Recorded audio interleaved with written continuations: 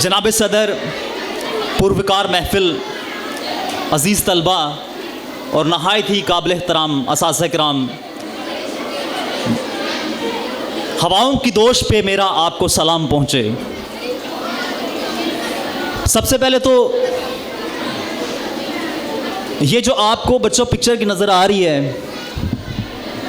मैं यहाँ पर चाहूँगा कि we ought to have a special salute to all the beloved and the great heroes of the Pakistan. So please make a big hand for them.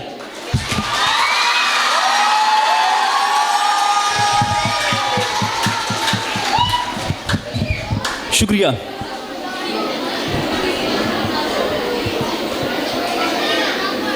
इस महफिल की जान, इस महफिल शान जनाब सदर हाफिज़ शाहिद साहब जो इस वक्त विराजमान है अपनी चेयर पे, उन्होंने कुछ देर पहले तारीख़ के अवराक में से कुछ आपको हवाला जात भी पेश किए,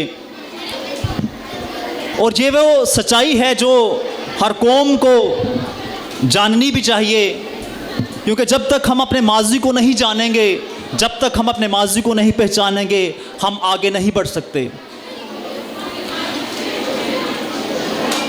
मैं ज़्यादा वक्त आपका नहीं लूँगा। 1965 का वाक़या है, 1965।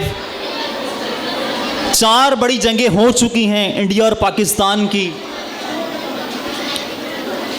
47 में पाकिस्तान मार्ज़े वजूद में आता है, और जो पहली जो हमारी जंग होती है इंडिया और पाकिस्तान की 1948 के अंदर होती है, जब हमने उनसे आज़ाद कश्मीर का टुकड़ा हासिल किया था। ये वो फर्स्ट वॉर थी। और जो सेकंड जो वर्ल्ड वॉर, जो सेकंड हमारी वॉर होती है इंडिया के साथ, वो 1965 की जंग थी, और ये 17 दिन तक चली, 17 दिन तक। और याद रखिए, किसी भी कंट्री के लिए, किसी भी स्टेट के लिए 5 चीज़ें बड़ी इंपॉर्टेंट होती हैं। उसकी पॉपुलेशंस, उसकी गवर्नमेंट, उसकी सॉवरेनिटी, उसकी मीडिया।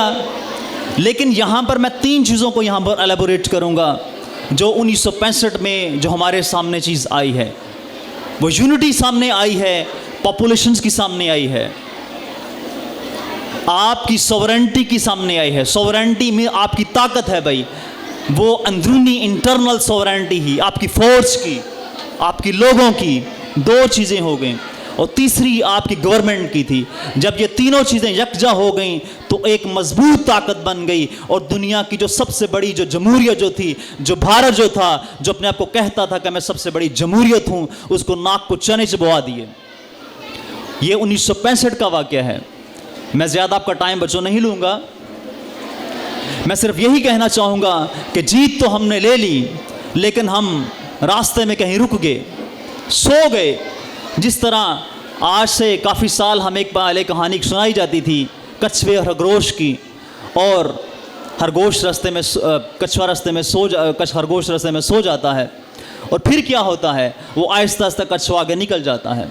हम जंग जीत के ख्वाब महफिल में चले गए, ख्वाब में चले गए, और काफ़ी देर तक हमें पता ही नहीं चला कि कब 71 आया और हमारे साथ ये मामलात हो गए। और भारत ने मुदाखलत करके 71 में 16 दिसंबर 1971 को, जो पाकिस्तान का हिस्सा था, बंगाल जो था, वो उसकी मुदाखलत से बांग्लादेश के नाम पर बन गया। ये बेसिकली हमारी गलती थी, हमें एक्सेप्ट करना चाहिए। अगर हम सोए रहेंगे, वक़्त को नहीं, जो हम उसको वक़्त पे नहीं देखेंगे, तो चीज़ें ऐसे ही होती रहेंगी। आपको यहाँ पर एग्जाम्पल मैं देना चाहूँगा। सेकेंड वर्ल्ड वॉर के अंदर अमेरिका ने जब जापान के ऊपर हिरोशिमा और नागासाकी के ऊपर बम बरसाए, और इसके बाद क्या जापान ने रेसिस्टेंस की? नहीं की। उसने अपने आप को मनवाया टेक्नोलॉजी से, आईटी से, और आज देख लें दुनिया में जापान का एक नाम है। हम अपने माजी को देख के खुश होते हैं, अच्छी बात है भाई, सल्यूट करते हैं अपने हीरोज़ को, अच्छी बात है। तो क्या हम अपने फ्यूचर को भी देख रहे हैं? हमारा एक बाजू कट गया जो बांग्लादेश बन गया, और आज भी आपको पता है कि हिंदुस्तान उसमें मुदाखलत करता जा रहा है। बलूचिस्तान के अंदर आपको पता है कि क्या मामले चल रहे हैं, पंजाब के अंदर क्या मामले चल रहे हैं, KPK के अंदर क्या मामला चल रहे हैं। लेकिन हमें फ़ख्र होना चाहिए पाक आर्मी के ऊपर, हमें फ़ख्र होना चाहिए अपनी पब्लिक के ऊपर, हमें फ़ख्र होना चाहिए मौजूदा जितनी भी गवर्नमेंट्स आई हैं उन सभी ने हिंदुस्तान की मजम्मत की है। याद रखिए, चाहे इंडिया की रॉ हो या इजराइल की मोसाफ हो या अमेरिका की CIA हो, आपको याद होना चाहिए कि चंद साल पहले एक सर्वे के मुताबिक सबसे जो ज़बरदस्त जो इंटेलिजेंस हुई है ISI की हुई है। मैं चाहूँगा कि भाई हमारी पाकिस्तानी फोर्स की जो ISI है, इंटर सर्विसेज इंटेलिजेंस, उसके लिए क्लैपिंग करें।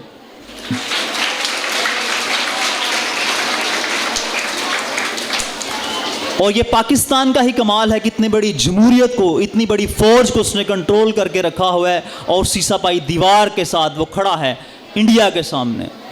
और अगर हमारी फौज ना हो तो फिर मामला तो आपको पता है कि कहाँ तक जा सकते हैं।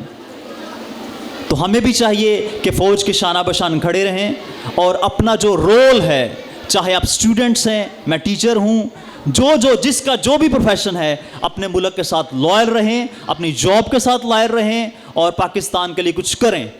क्योंकि आपकी जॉब ही जो है, आपकी जो रिस्पॉन्सिबिलिटीज़ जो हैं, जो आपके साथ जो जुड़ी हुई हैं, अगर उन्हीं को आप फिल करेंगे अच्छे तरीके से, 100%, गलतियाँ हो जाती हैं, लेकिन अगर आप उसको फिल करेंगे अपनी रिस्पॉन्सिबिलिटीज़ को, तो ये आपकी कंट्रीब्यूशंस होगी पाकिस्तान के लिए। तो मैं ज़्यादा वक्त नहीं लूँगा, इकबाल के शेर के साथ इसको वाइंड अप करूँगा कि मिल्लत के साथ राब्ता अपना इस्तवार रख, मिल्लत के साथ राब्ता अपना इस्तवार रख, पेवस्त रह शजर से उम्मीदे बहार रख। मैं चाहूँगा कि ये पाकिस्तानी सॉन्ग के साथ आप सभी की क्लैपिंग्स हों, मैं भी गाऊँगा और आप भी गाएं।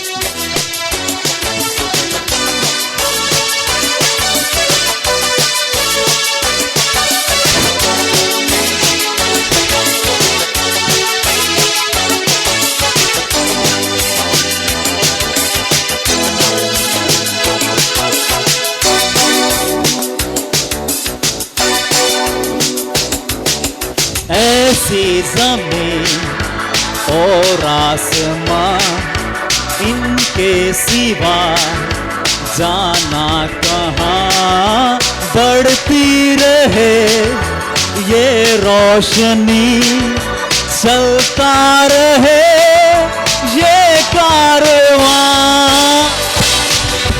पाकिस्तान जा पाकिस्तान, दिल पाकिस्तान, जा पाकिस्तान।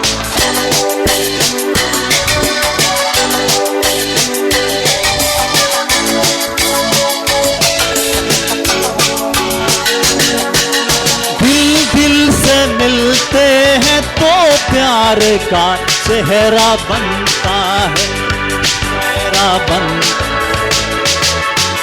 फूल की लड़ी में पिरोए तो फिर सेहरा बनता है, सेहरा बनता है। ओ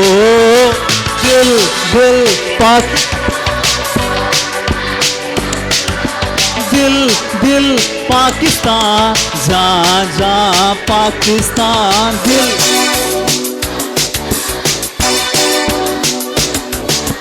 ऐसी ज़मीन और आसमां, इनके सिवा जाना कहाँ, बढ़ती रहे ये रोशनी, चलता रहे ये कारवां।